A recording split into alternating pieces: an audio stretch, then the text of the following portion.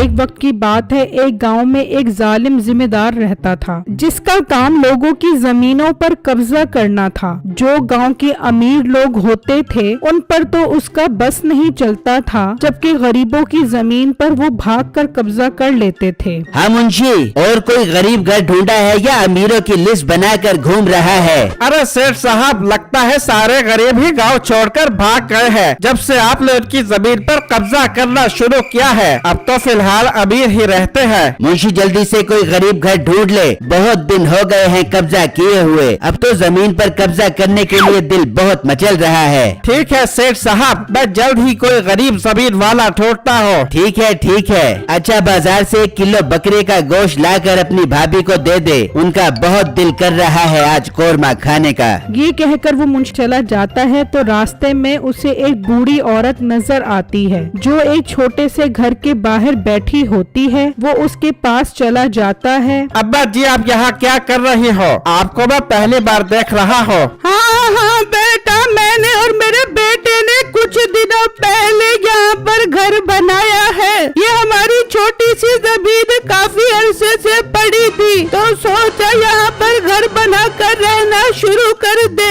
अच्छा अब्बा, ये तो आपने अच्छा किया जो हमारे गांव में घर बना लिया है। बेटा आपका क्या काम करता है? बेटा वो एक परचून की दुकान पर मुलाजमत करता है। ठीक है अब्बा, अगर कोई काम हो तो बताना। ये कहकर वो मुंशी वापस चला जाता है और मीठे के पास आता है। सेठ साहब, जमीन मिल गई है जो एक बुढ़िया की है। काफी गरीब लोग है वो। बेटा उसका परचून की दुकान पर काम करता है। अरे वाह, कमाल कर दिया तूने। ऐसे गरीब लोगों की ही तलाश में मैं था जिनकी जमीन पर कब्जा करना आसान हो। तो चल मेरे साथ, अभी जाकर उसकी जमीन पर कब्जे की बात करते हैं। फिर मीठा और उसका मुंशी दोनों वहाँ से निकलते हैं और उस बूढ़ी औरत की जमीन पर आ जाते हैं। बेटा, मैं आपकी क्या खिदमत कर सकती हूँ? अम्मा, खिदमत को छोड़, मेरा मुंशी बता रहा था कि तुमने ये घर कुछ ही दिनों पहले यहाँ पर बनाया है।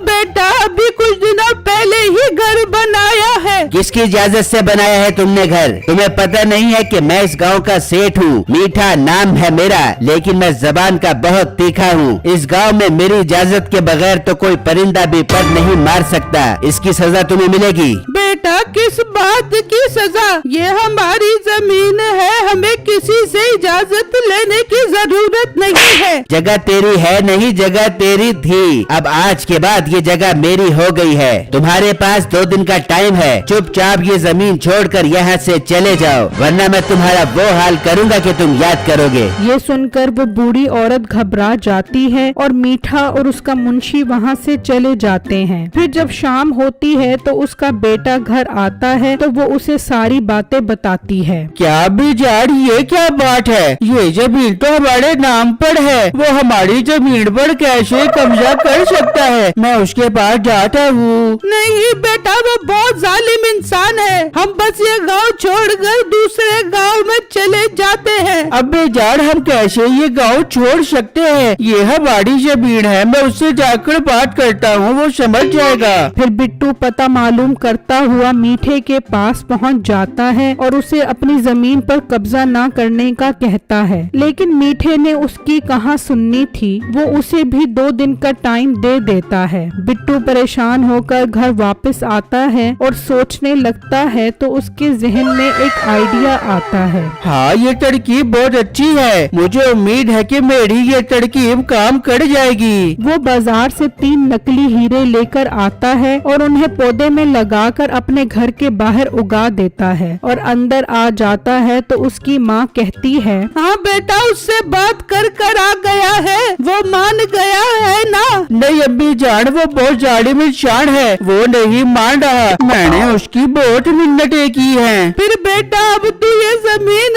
छोड़ दे, इससे पहले कि वो तुझे और मुझे कोई नुकसान पहुंचाए। हम यहाँ से चले जाते हैं। नहीं अम्मी जान, ऐसे लोगों को उनकी ही जबान में सबक सिखाना चाहिए। मैंने इसका एक हल ढूंढा है, बस आप दुआ करना कि मेरी चाल कामयाब हो जाए। फिर अगले दिन बिट्टू अपने पौधे के पास खड़ा होकर उसे पानी लगा रहा हो।